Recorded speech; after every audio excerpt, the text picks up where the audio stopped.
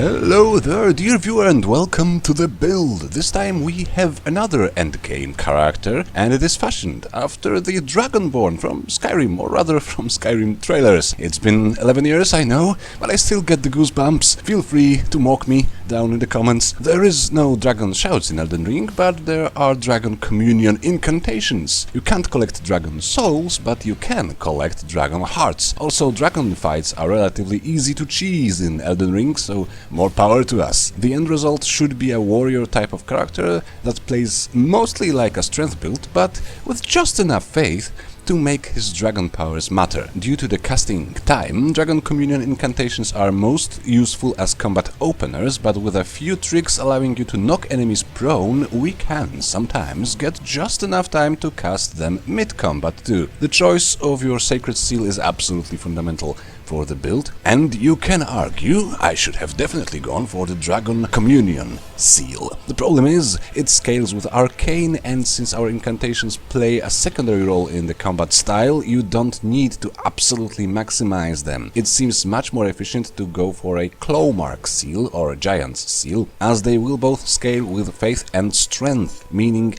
you can put quite a few more level ups into physical stats and reach the soft cap for strength. Clawmark seal also means you can increase the power of your incantations by holding the seal in both hands, much like when using a strength scaling weapon. Again, with the incantations being used mainly as combat openers, we can allow ourselves to switch the grip with relative ease with minimal risk. To introduce some Fusroda effects, we can go for the Rejection Bestial incantation or Wrath of Gold later on. It will drop enemies in front of you to the ground, possibly granting you some time to use a Dragon Breath incantation. Another way of getting such opening is using a weapon with a Giant Hunt skill, which will deliver a high damage strike and throw enemies of more or less human size up and then down to the ground. In a perfect world, you should also have a secondary weapon for when you get surrounded by groups of weaker enemies, the Magma Blade, which has a mighty useful and unique skill of Magma Shower,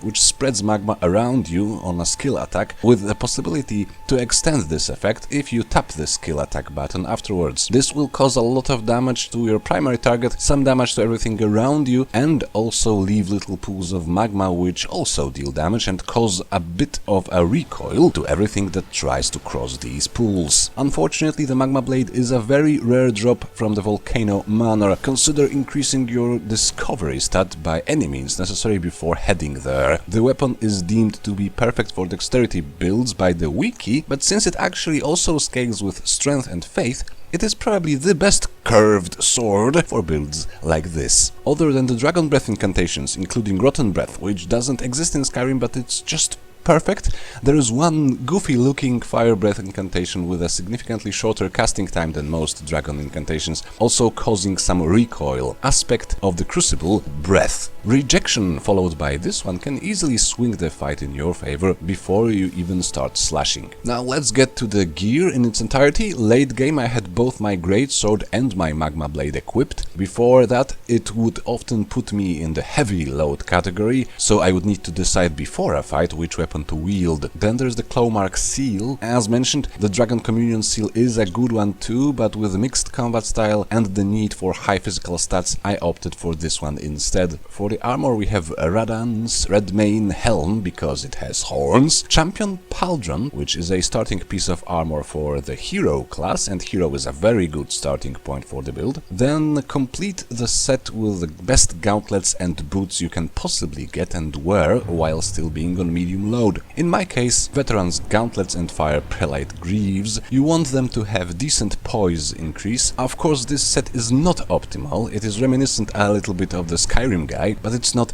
the absolute best. For min-maxing, you could just use a full set of Radan's armor, but you will then most likely need to replace one of your talismans with the best variation of the Arsenal charm you can get. Speaking of which, we have the Radagon's icon for shorter casting time of incantations, Carian Filigreed crest, which cuts the focus points cost of weapon skills, and we are going to use weapon skills all the time, and the Dragon Crest Great Shield talisman, which boosts physical damage negation. Very late in the game, when the slots allow for it, you may also add Shard of Alexander, which increases the attack power of weapon skills.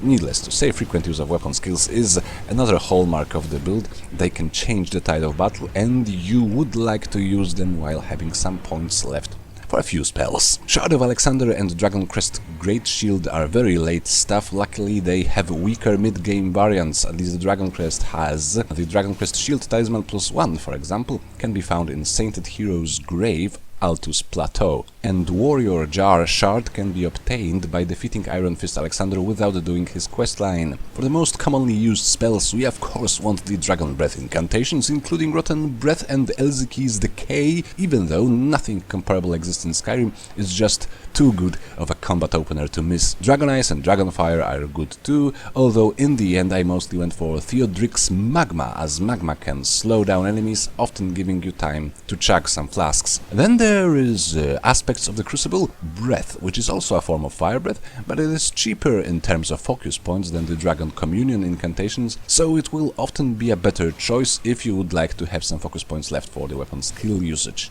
Other than that, we have two self-buffing incantations, Golden Vow and Flame Grant Me Strength. The latter can be found relatively early, close to Fort Gael in western Caelid, very close to the Limgrave border. Wrath of Gold or Rejection were also used for crowd control. Obviously Wrath of Gold is better because it deals substantial damage and knocks the targets down, while Rejection means knockdown only without the damage. But the focus points management is going to be a constant struggle for the build, so you may opt for the Rejection even late in the game. Once your enemy is on the ground, you can easily follow with a Dragon Breath power or aspect of the Crucible Breath, or just a strong attack of your weapon. There are a few things to remember about combat. With a great sword like Zweihande and the Giant Hunt skill on it, you can stagger out of enemies with a jump attack or a running attack, meaning you can follow immediately with a skill attack. It obliterates most of non-boss enemies. You can also stunlock enemies while fighting from horseback by charging into them while holding the attack button. Dragon Breath incantations such as Dragon Fire or Rotten Breath are also quite cheesy on horseback, as you can easily put some distance between yourself and your foes, often getting the time needed to cast them. Remember though, the strongest versions of these incantations you can obtain by defeating specific dragon bosses like Elzeki's Decay are not usable on horseback. Theodrix'sMagma is an exception. Now let's look at the attributes. Dexterity and Arcane were increased by a few points, so I can qualify for the Magma Blade and the Dragon Communion incantations. Vigor needs to be high as we jump into direct combat all the time. Mind was left at 30 for the entire game. I built it up to this value as soon as I could and left it there. We could use a few more points here, which you could get by dropping the Wrath of Gold incantation, as it requires 32 faith. Without that incantation, of course, you can have slightly less faith. Endurance also needs an increase rather early. We need enough stamina to keep executing strong attacks, charge attacks, weapon skill attacks, and so on. And of course strength. Our weapons and Sacred Seal will all scale with strength, and we want heaps of damage, so this stat needs to reach at least 55, which is a second soft cap, after which the benefits for weapon scaling diminish greatly. It will still increase your physical defense by 0.75 per level up to the stat value of 60, so if you play this guy for longer than 160 levels, consider getting strength up to 60. Okay, I think that's about everything for the build. This is essentially a strength build with some extra magical powers, a warrior gameplay with some added diversity, and it is rather effective compared to my other builds, at least. I want more builds like this one. Remember to leave a like, a comment, subscribe if you want more. Check out my other builds, and we will see each other again. Bye bye.